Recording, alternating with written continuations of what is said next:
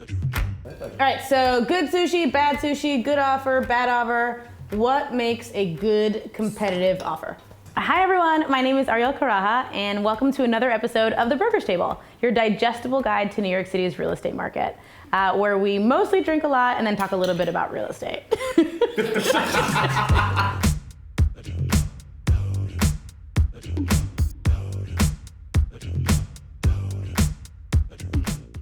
What are factors that brokers consider when they're, coming up with an offer for a buyer to make?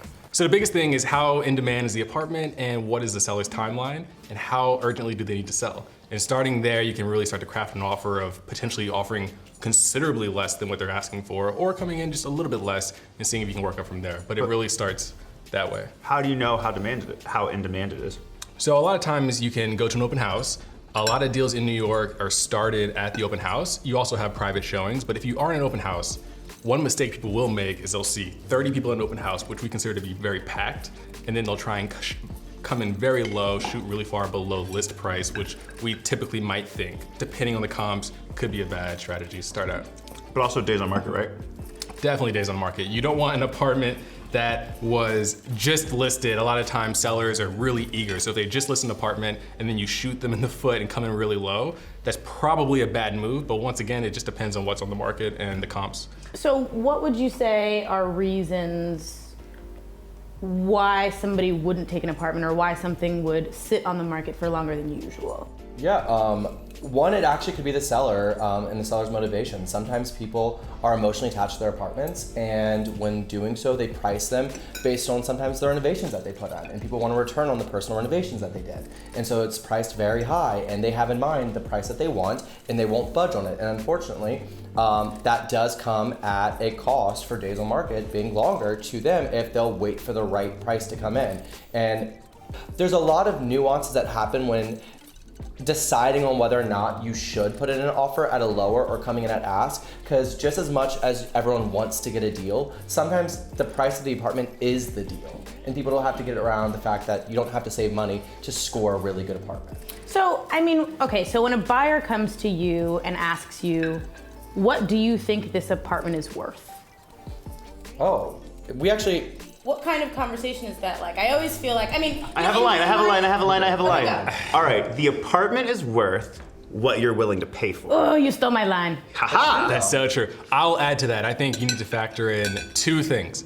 The comps look towards the past, and then the broker's opinion based on his knowledge of the market or her knowledge of the market looks towards the future. A lot of people will look at either or and rarely both. So when you're asking your broker, hey, what's the apartment worth? Look at what's sold in the building, what's sold in the neighborhood, but also look at how the economy's doing and where things are headed, because typically the price will be a little bit higher or lower than what the comps are indicating.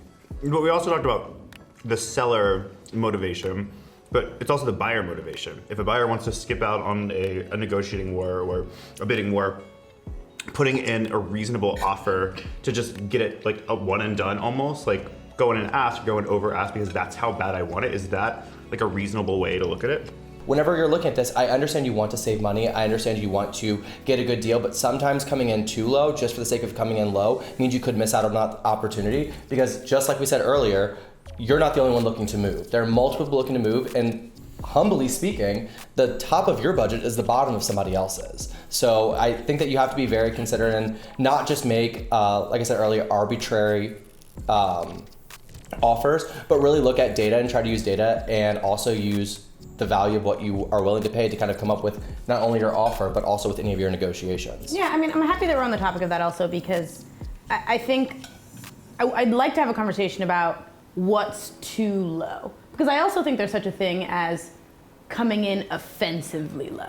For sure. And I think that's also so much a part of making an offer competitive is not offending someone to the point where they just don't even want to deal with you moving forward, So I think what's too low might depend on who the buyer is. I know a lot of investors purposefully come in low routinely because that's their business model of trying to uncover good deals. And they're okay with, going to a seller and almost insulting them with the low offer. But somebody who's looking for a place as a primary residence, as a broker, we really caution them about don't come in too low because you might not even get a counter.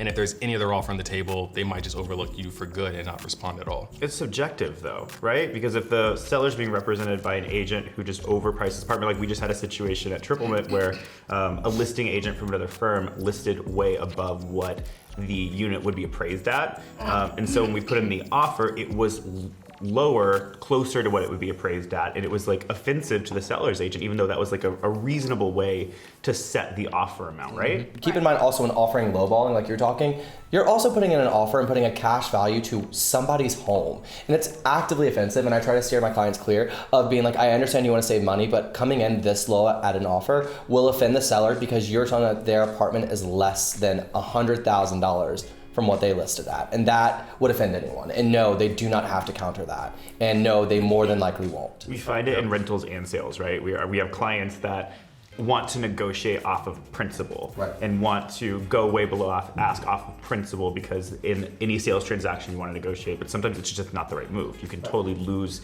the unit or lose the faith of the seller's agent, the seller, if you come in so low. So don't negotiate off of principalities, negotiate off of, like you were saying, data and reason and how badly you want to move forward and what you think the seller's motivation is, right? So I definitely think that, you know, the reason behind why someone is selling is definitely really important to figure out because, and I know this might be hard to believe, but not everybody wants the highest price. You know, I think sometimes it can be about this person who really respects their home and respects the energy in the home and all the time and money and energy that they've really put into their house. And so I think that when it comes to making competitive offers, writing a really nice letter about how much you loved the apartment and how you felt while you were there. Ooh, a love letter. Yeah, you know, it really, it plays a part, you know. I don't think everybody is just like, I need to get this number, but I also want somebody who's gonna come here and take care of this thing that I've, you know, sort of worked on for so long. I imagine it in like script in like old English. With like calligraphy. Go ahead, no, go ahead. Yeah, I was gonna say, so I think one of the biggest points that we're really touching on is communication's key. Right. Whether you are working with the broker or not, usually the broker has better access to get that information through the listing broker in this case. But finding out why they want to sell, knowing why you want to buy is the best way to finagle this deal that's very intricate, has a lot of different parts, so that at the end of the day, you can get what you want and the seller can also get what they want, which is not always price, as you were pointing out. So. Okay, so with that, do we have any tips for our viewers to wrap up this episode? Leave your emotions at the door. Okay, so leave your emotions at the table. Right. Make competitive offers, get granular, figure things out, and just go from there. I will also add that you should know how much the apartment's worth to you, because even though you might be up against 1,000 buyers. Yeah, but that can change. No, listen, there's only one apartment. Right. Even if you're buying a new development and there's a lot of the same floor plans, there is only one apartment that meets what you're looking for in terms of that specific space with that specific view. And if you fall in love with it, be willing to fight. I disagree. I think you're shooting yourself in the foot if you think there's only one apartment that can be right for you. I don't. If you fall in love with an apartment, you get stuck and then you have no we place. have seen, plenty of we vision have to seen, see. You're saying this from there are different personalities who would agree with what you're saying. There's a seller or buyer who There is would agree nothing with worse. metal. There's nothing worse than comparing an apartment to an apartment you lost.